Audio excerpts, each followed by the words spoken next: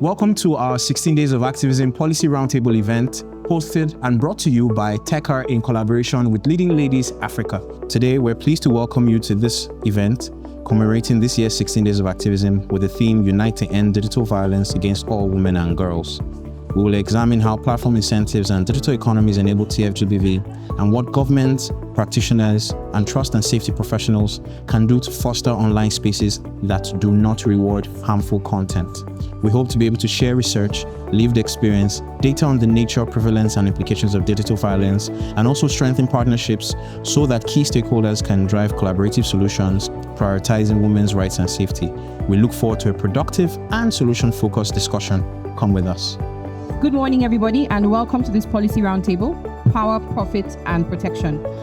The whole essence of this conversation today is to rethink our use of digital tools, our use of technology, to have a conversation about the safety and protection of women and girls as they use the internet. And TechR is very proud to be working with Leading Ladies Africa on this project, in this conversation, and a series of conversations that have happened online and will continue to happen. Please, let's put our hands together, a round of applause for the amazing TechR and Leading Ladies Africa teams for the tireless work that these two organizations are doing to ensure that we have safer communities, both online and offline. It is indeed an honor to speak on a subject that is no longer a footnote in our development conversations, but one that is a defining frontier of human rights, the struggle for safety, dignity, and equality for women and girls in our rapidly expanding digital economy. So when we talk about digital inclusion, we need to note that access and inclusion without safety is not empowerment. So today I invite us all to rethink our roles in shaping the future of the digital world. And I think the time is now.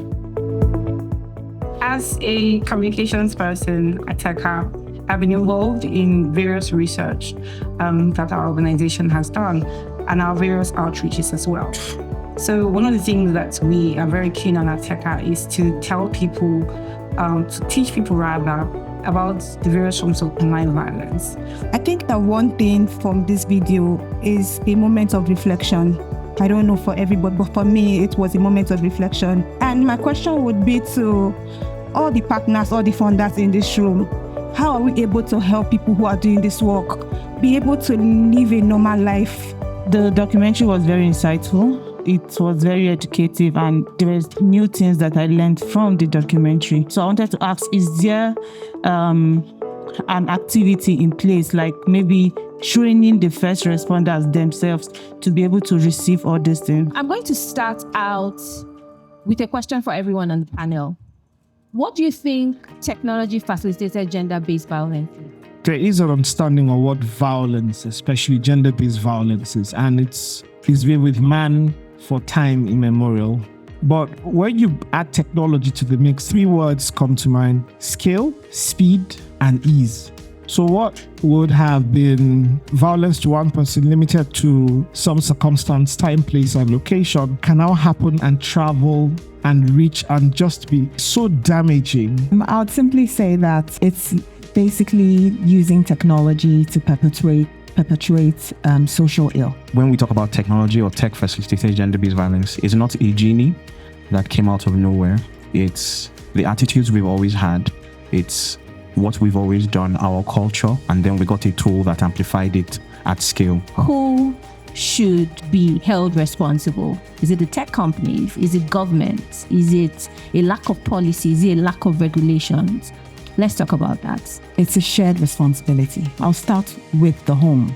There's a job that needs to be done at home that I think is eroding. If my child goes to school and misbehaves, if that misbehavior is not corrected, the child will grow up thinking that it is normal. Our session today is on women, AI, and digital safety when it comes to content creation and visibility.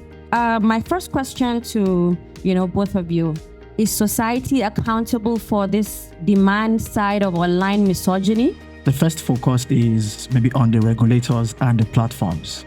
That's where we put a blame on, the platforms, maybe they are not doing what they should do, the regulators are not doing their job. But it goes deeper than that. I think we're all responsible for gendered abuse online. I think one thing we need to understand, and the panelists mentioned in the last panel session, is the fact that misogyny is systemic, right? And online, everything that is experienced online is just an amplification of that.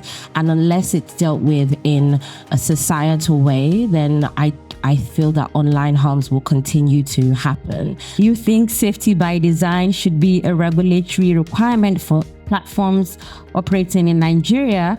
How can we enforce it, seeing that majority of these platforms are a global thing, and what is priority to us as Nigeria might not be priority to another country that the same platform operates in? I think we need to hold big tech companies accountable, and they need to actually report every year what the impact of online harm has been on their platform, and actually say, okay, this is the percentage of online harms that was experienced on our platform this year, and this is what we're going to do to mitigate it next year. If there's one thing we learned from the panelists today, is that we're a collective.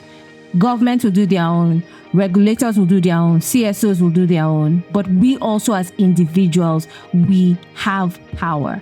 One thing I found really shocking was to hear about a father dressing his little daughter seductively just to get money from the internet. Unfortunately, I'm assuming she's pretty young.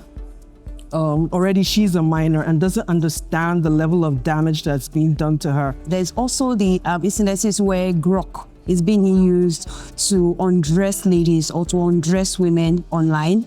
That's mostly seen on Twitter. And I think this policy roundtable that has been organized by TechHa is one of the many strategies that can be deployed by stakeholders in the development sector, especially those working in the digital sector, to ensure that we address some of these issues.